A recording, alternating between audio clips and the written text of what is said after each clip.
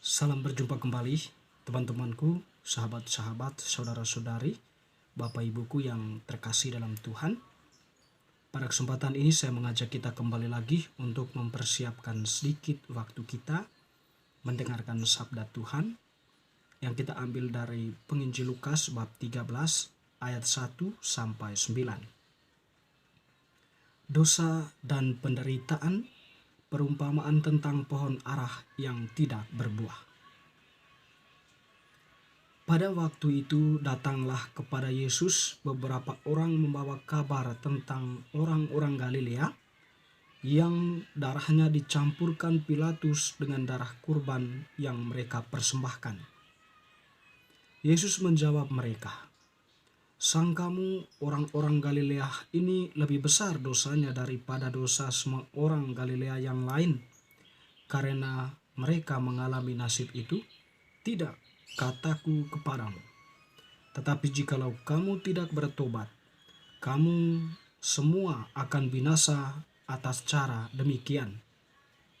Atau sangkamu ke-18 orang yang mati ditimpa menara dekat Siloam lebih besar kesalahannya daripada kesalahan semua orang lain yang diam di Yerusalem? Tidak, kataku kepadamu. Tetapi jikalau kamu tidak bertobat, kamu semua akan binasa atas cara demikian." Lalu Yesus mengatakan perumpamaan ini. Seorang mempunyai pohon arah yang tumbuh di kebun anggurnya, dan ia datang untuk mencari buah pada pohon itu. Tetapi ia tidak menemukannya. Lalu ia berkata kepada pengurus kebun anggur itu, "Sudah 3 tahun aku datang mencari buah pada pohon ara ini, dan aku tidak menemukannya. Tebanglah pohon ini. Untuk apa ia hidup di tanah ini dengan percuma?" Jawab orang itu, "Tuan, biarkanlah dia tumbuh setahun lagi. Aku akan mencangkul tanahnya, aku akan mencangkul tanah sekelilingnya dan memberi pupuk kepadanya. Mungkin tahun depan ia berbuah, jika tidak, tebanglah dia." Demikianlah sabda Tuhan, terpujilah Kristus.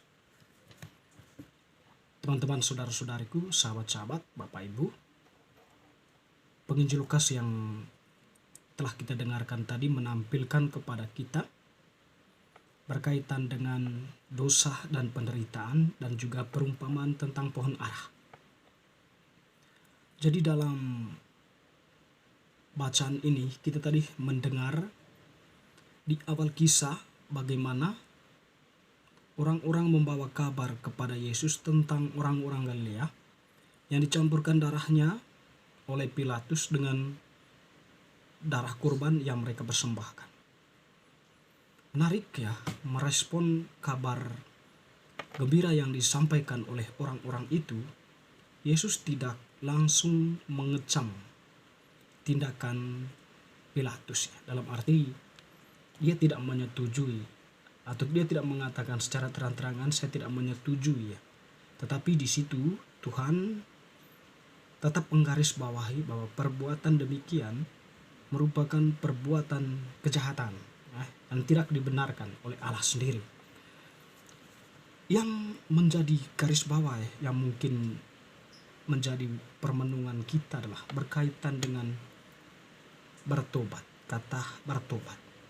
Jadi Tuhan tadi ya, setelah mendengar itu, berita itu, dia kemudian menjawab dengan menampilkan lagi beberapa fenomena yang pernah terjadi ya. Jadi fenomena yang diangkat oleh Tuhan mengatakan bahwa sangkamu orang-orang Galilea ini lebih besar dosanya daripada semua orang Galilea yang lain yang mereka yang mengalami nasib yang sama. Tentu di sini Tuhan juga memberi penegasan, "Tidak, kataku kepadamu. Jikalau kamu tidak bertobat, kamu akan binasa atas cara demikian." Dan juga dia menampilkan suatu contoh lain, "Sangkamu ke-18 orang yang mati ditimpa menara dekat Siloam lebih besar kesalahannya daripada kesalahan semua orang lain yang diam di Yerusalem? Tidak, kataku." Jikalau kamu tidak bertobat, kamu akan binasa atas cara demikian. Dengar bahwa perbuatan orang-orang itu, atau perbuatan manusia yang jahat atau suatu peristiwa penderitaan yang dialami oleh orang lain, atau orang yang berada di sekitar kita, tidak selalu diidentikan sebagai sebuah dosa telah mereka lakukan. Tapi mungkin saja mereka itu menjadi korban dari tindakan kejahatan, atau korban dari sebuah fenomena yang tidak direncanakan. Tetapi kita tidak bisa menilai bahwa mereka itu berdosa. Tetapi sebenarnya Tuhan mengajak kita untuk sampai pada permenungan atas persoalan itu, atau atas masalah itu, untuk merenung diri. Dengan merenung diri ini, kita sampai pada penemuan diri, apakah saya ini sudah melakukan apa yang menjadi kehendak Allah, atau apakah saya ini masih berdosa?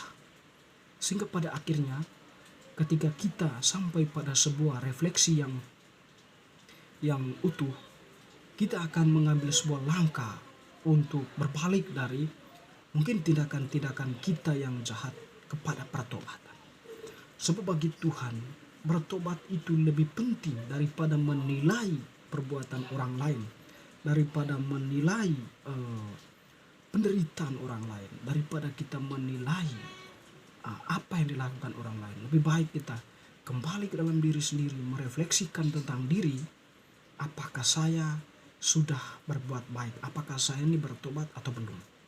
Jadi Tuhan situ mengajak kita untuk senantiasa belajar pada fenomena yang terjadi, sehingga kita pun bertobat. Bertobat bagi Tuhan itu merupakan sebuah langkah penting bagi kita untuk mendekatkan diri kepadanya, untuk bisa membuka ruang hati kita akan kehadiran Allah dalam hidup kita. Seperti sebagaimana yang dikatakan tadi dalam perumpamaan tentang pohon ara. Ketika Tuhan melihat selama 3 tahun pohon itu tidak berbuah, atau tuan kebun itu melihat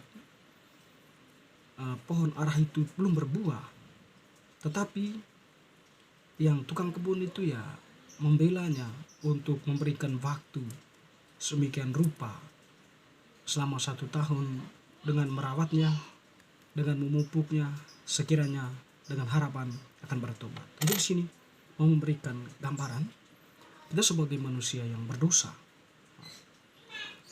tentu tidak berbuah kebaikan dalam arti ini. Dan di mata ketika kita sandingkan dengan apa yang menjadi ajaran Tuhan, kehendak Tuhan, tentu tidak sejalannya. Kita menyimpang dari apa yang menjadi kehendak Tuhan atau pengajarannya. Dengan demikian, sudah sepantasnya kita itu dilimbat atau dibakar, ditebang.